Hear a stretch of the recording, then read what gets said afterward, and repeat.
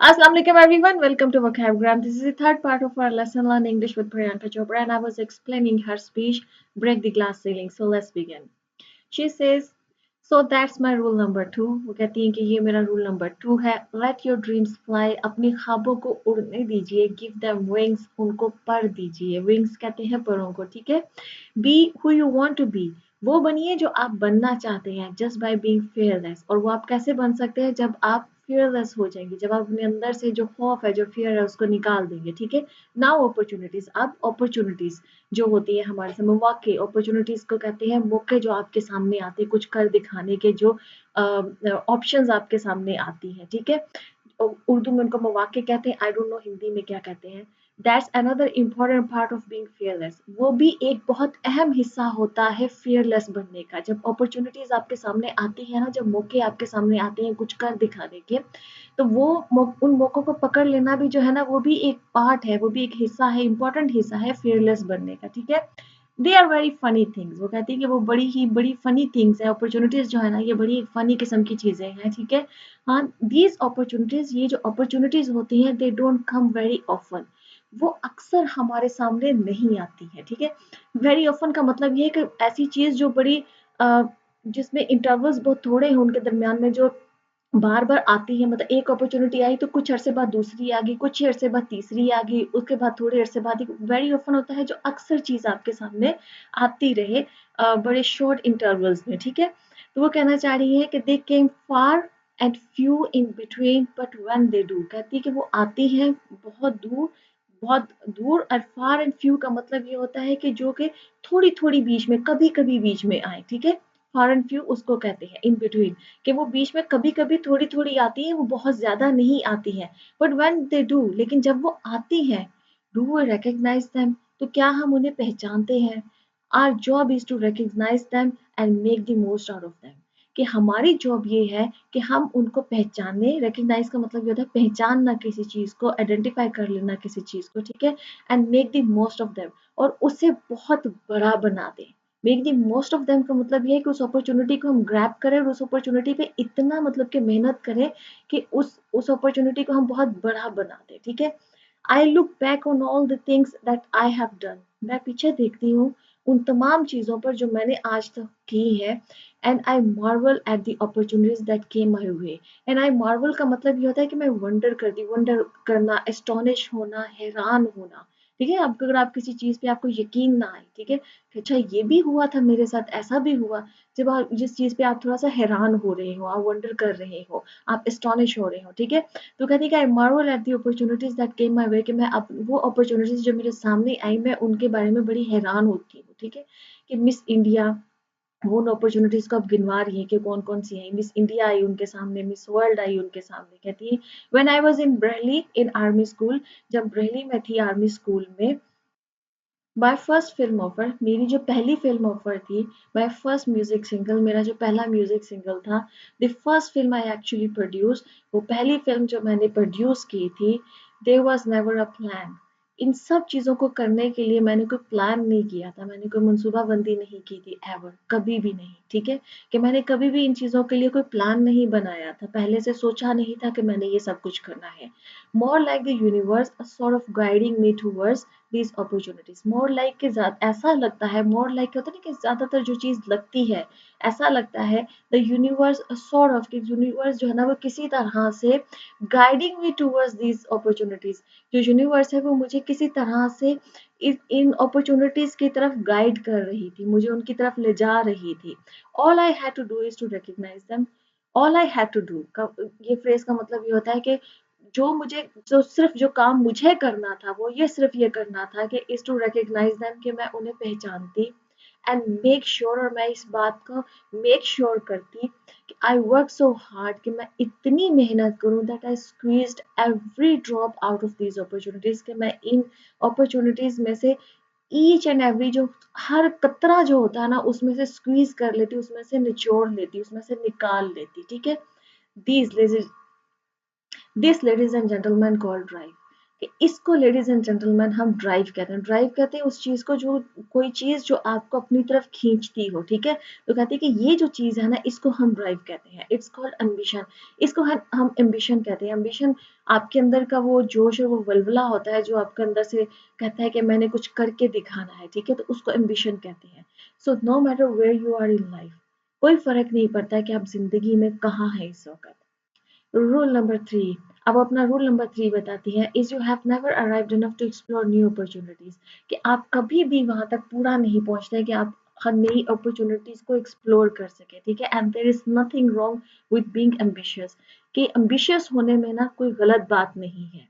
Ladies listen to me. अब वो खवातीन को जो ना मुखातिब करके खास तौर पर कह रही हैं कि लेडीज लिसन टू मी, कि लेडीज जो ना वो मेरी बात, इस बात को सुने। क्योंकि हमारे यहाँ क्या है कि अगर खवातीन एम्बिशियस होती हैं तो उनके लिए इस बात को थोड़ा रॉन्ग समझा जाता है कि नहीं, लेडीज को इतना एम्बिशियस नहीं होना चाहिए कि वो अगर जिंदगी में कुछ अचीव करना चाहती। तो वो कहती है कि लेडीज लिसन टू मी, इसमें कोई गलत बात नहीं है अगर आप एम्बिशियस हैं, ठीक है।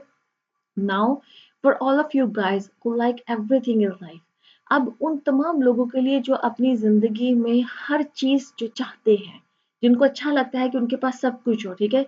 I don't think there is anything wrong with wanting to have whole cake and eat it too. Nothing wrong. वो कहती है कि मेरा नहीं ख्याल है कि इसमें कोई भी ऐसी बात गलत है कि आप ये चाहें कि आपके पास पूरा केक भी हो और आप इसको खा भी लें और उसके बावजूद आपके पास पूरा केक भी हो। इसमें कुछ गलत नहीं है। देखिए, ये जो फ्रेज है ना, having your whole whole cake and eat it too, ये इस सिचुएशन में इस्तेमाल होती है, इस कॉन्टेक्स्ट में इस्तेमाल होती है जहां पर किसी को ये कहना हो ना कि आप सब कुछ नहीं कर सकते हैं। देखिए, आप ये नहीं कर सकते कि आपके पास आपका पूरा केक भी मौजूद रहे और आप इसको खा भी ले, लेकिन आपका केक खत्म भी ना हो, वो आपके पास पूरा मौजूद भी रहा हो, ठीक है। इस फ्रेज का जो लिटरल मीनिंग है वो ये है। और इसको ऐसी सिचुएशंस में बोला जाता है जहां पर आपने किसी को ये कहना हो कि तुम सब कुछ नहीं पा सकते हो, तुम्हें सब कुछ नहीं मिल सकता है, कुछ ना कुछ छूटेगा, कुछ ना कुछ तुम्हें हासिल करना पड़ेगा और कुछ ना कुछ को तुम्हें छोड़ना पड़ेगा। जहां हम चॉइसेस करने लगते हैं ना, जहां हमें फैसले करने पड़ते हैं कि एक चीज को छोड़ना है और एक चीज को पकड़ना है, तो वहां पर हम ये फ्रेज बोलते हैं कि you can't have your cake and eat it too. ठीक है, कि तुम्हें सब कुछ नहीं मिल सकता है, तुम्हें इसमें से कुछ एक चूज करना पड़ेगा। तो वो कह रही है कि ऐसा चाहना कि मेरे पास सब कुछ हो, कि मेरे पास केक भी रहे और मैं इसको खा भी लूँ और मेरे पास मेरा केक भी रहे, इसमें कुछ गलत नहीं है ऐसा चाहना, ठीक है। वो कहती हैं कि आई वॉन्ट एवरीथिंग, मुझे सब कुछ चाहिए, and there is nothing wrong with it, कि इसको चाहना जो है, इसमें कोई बुराई वाली बात नहीं है, ठीक है। That as long as you are not harming someone, कहते हैं कि ऐसी ख्वाहिश करना गलत नहीं है, एज लॉन्ग एज जहां तक, जब तक कि आप किसी को हार्म नहीं कर रहे हो, किसी को नुकसान नहीं पहुंचा रहे हो, एंड डूइंग समथिंग रॉन्ग, या आप कोई गलत काम नहीं कर रहे हो, ठीक है। ऐसा चाहना कि मुझे सब कुछ मिले, इसमें कोई बुराई नहीं है, एज लॉन्ग एज जब तक आप किसी को नुकसान नहीं पहुंचा रहे हो या आप कुछ गलत नहीं कर रहे हो। Don't be scared to want more for yourself than you ever thought you could, कि इस चीज से डरो मत कि जब आप अपने लिए कुछ ज्यादा चाहते हो, ठीक है, जितना कि आपने सोचा है उससे भी कुछ ज्यादा अगर आप अपने लिए चाहते हो, तो इस चीज को, उस चाहने को से ना डरो नहीं, ठीक है। I'll give you small example, वो फिर एक छोटी सी एग्जांपल देती हैं। A few years ago, I was shooting a film called Dawn 2। वो कहती हैं कि कुछ साल पहले मैं एक फिल्म की शूट कर रही थी जो जिसका नाम था Dawn 2, and you have heard of that, आप लोगों ने उसको सुना होगा, राइट। तो वो कहती है कि so it was chosen to be shown at the Berlin film festival, कि वो फिल्म जो थी ना, वो बर्लिन फिल्म फेस्टिवल पे चूज की गई उसको, कि इसको वहां पे शो किया जाएगा। And my entire team was flying for the premiere, कि मेरी जितनी भी टीम थी वो सारी उसके प्रीमियर के लिए वहां पर जा रही थी। फ्लाइंग फॉर का मतलब होता है जब आप किसी जगह पर प्लेन के जरिए थ्रू जब आप जाते हैं ना, तो उसके लिए ये यूज होता है कि फ्लाइंग फॉर दैट, कि हम प्रीमियर पे जाने के लिए वो प्लेन के थ्रू चुके जाना था, बाय रोड तो नहीं जाना था, इसलिए उन्होंने फ्लाइंग फॉर जो है ना वो यूज किया है। And it was very exciting time, कहते हैं कि बहुत ही एक्साइटिंग टाइम था। ये एक्साइटिंग होता है जिसमें आप बहुत खुश हो ना, तो वो आपके लिए एक्साइटिंग टाइम होता है।